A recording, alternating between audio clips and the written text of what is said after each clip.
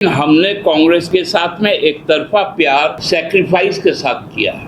झारखंड मुक्ति मोर्चा और कांग्रेस पार्टी मिलकर इंडिया गठबंधन का गवर्नमेंट में आई। कांग्रेस चूंकि स्वतंत्र दल है, वो अपना प्रतिनिधि, अपना उम्मीदवार घोषित किया है, लेकिन उनके पास तो पर्याप्त संख्या नहीं है। जो 2 सीट है, वो 2 सीट इंडिया गठबंधन जिताने के लिए कोशिश करेगा। इसका निर्णय हेमंत बाबू ही लेते। उनका आवेदन हो सकता था। झारखंड मुक्ति मोर्चा अब एक तरफा प्यार नहीं बल्कि राज्यसभा चुनाव में कांग्रेस को इंतकाम दिखाने की तैयारी कर रही है। इस बयान के साथ ही कांग्रेस की टेंशन बढ़ गई है और कांग्रेस अब सीएम पास पहुंचकर बात करने का ऐलान कर रही है कि सीएम के साथ बैठकर इस मुद्दे का हल निकालेंगे। लेकिन जल्दबाजी में पहले राज्यसभा चुनाव को लेकर अपने उम्मीदवार की घोषणा कर कांग्रेस बुरी तरह से फंस गई है, क्योंकि जैसे ही राज्यसभा चुनाव को लेकर कांग्रेस आला कमान ने देर रात उम्मीदवारों की लिस्ट जारी की तो इसमें झारखंड से प्रणव झा का नाम था। अब तक झारखंड में कांग्रेस और झारखंड मुक्ति मोर्चा, राजद और सीपीआई की संयुक्त गठबंधन वाली सरकार थी। पार्टी का हर निर्णय गठबंधन में बैठकर हो रहा था, लेकिन राज्यसभा चुनाव में खुद जल्दबाजी में कांग्रेस ने एक बड़ी गलती मानो कर दी और इसी बात को झारखंड मुक्ति मोर्चा दोहरा रहा है कि अब तमाम चीजें झारखंड मुक्ति मोर्चा तय करेगा।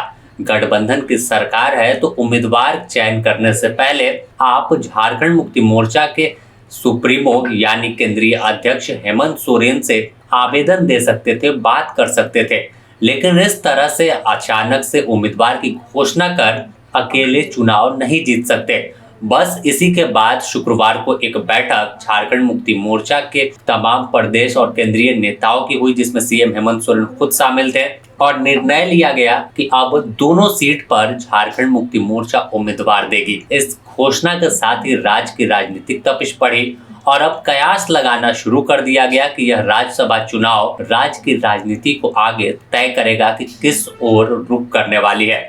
इसी कड़ी में देर शाम अगर बात करें तो झारखंड मुक्ति मोर्चा ने एक प्रेस कॉन्फ्रेंस किया, जिसमें सीधे तौर पर कहा कि अब एक तरफा प्यार नहीं बल्कि इंतकाम दिखाएंगे। लेकिन हमने कांग्रेस के साथ में एक तरफा प्यार सैक्रिफाइस के साथ किया है।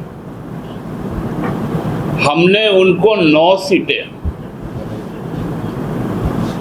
लोकसभा में दी है और उनका जो 2 स्कोरिंग हुआ है, वो स्कोरिंग का भी वो लोग इंजर्ड बैट्समैन थे।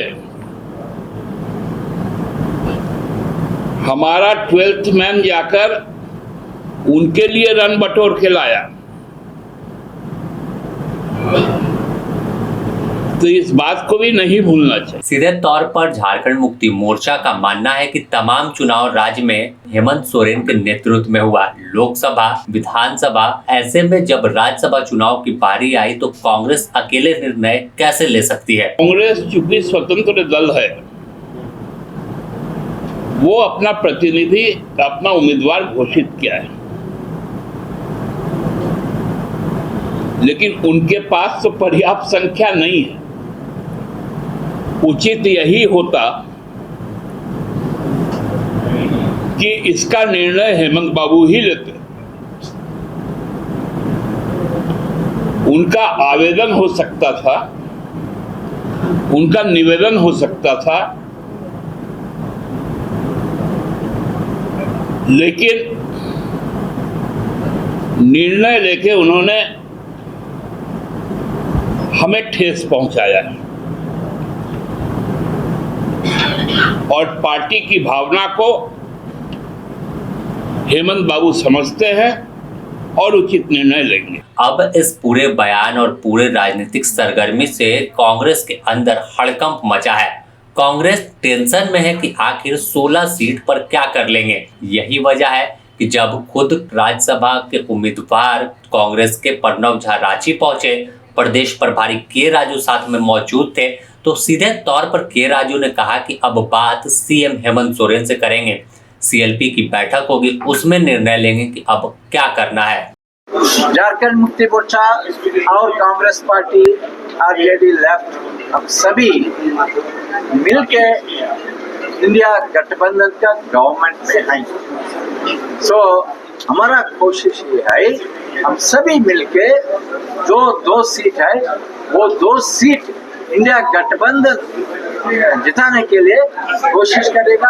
हमारी उम्मीद है, हमारा होप है वही रहे। सर दो में 3 कैंडिडेट सर तो 3 सीट हो जाएंगे ना। 3 कैंडिडेट आपके कैसे जीतेंगे? 2 जेएमएम में कांग्रेस उन्होंने घोषणा कर दी है। आपके सवाल पे जवाब दिए। आज सीएलपी मीटिंग में हम ये मुद्दे पर डिस्कस करके हमारा स्ट्रैटेजी तैयार करेंगे और चीफ मिनिस्टर को भी हम सभी एमएलए मिलके कैंडिडेट के साथ सीएम को मिलने के लिए हम कोशिश। सर ये आपको नहीं लगता सर? फिलहाल कांग्रेस बुरी तरह उलझ गई है और कांग्रेस को आगे कोई रास्ता नहीं दिख रहा। अगर देखें तो दोनों सीट जीतने के लिए गठबंधन में तमाम विधायकों के बीच और गठबंधन के बीच तालमेल बैठाना बेहद जरूरी है। कोई भी राजनीतिक दल अकेले दम पर राज्यसभा चुनाव में दोनों सीट नहीं जीत सकता।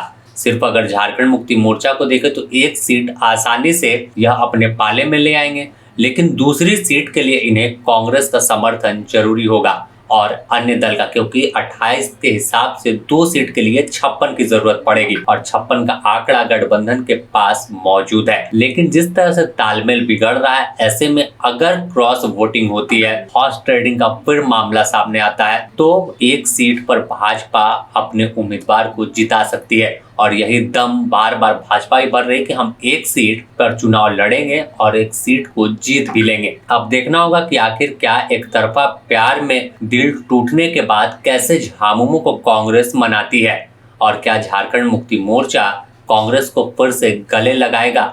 तमाम चीजों के लिए इंतजार थोड़ा करना होगा, लेकिन 2 दिनों में तमाम तस्वीर साफ होगी, क्योंकि 8 मई को नामांकन का आखिरी दिन है। बने रहें द न्यूज़ पोस्ट के साथ, इससे जुड़ी और भी अपडेट आपको देंगे।